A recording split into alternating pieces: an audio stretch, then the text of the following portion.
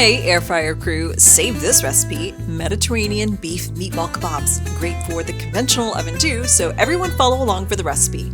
It's really not many ingredients, but the combination packs a big punch.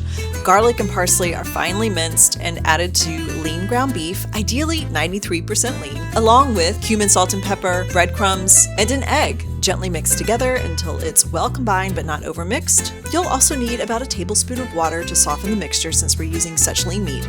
Almost there, just shape the meat mixture into 12 2-inch balls.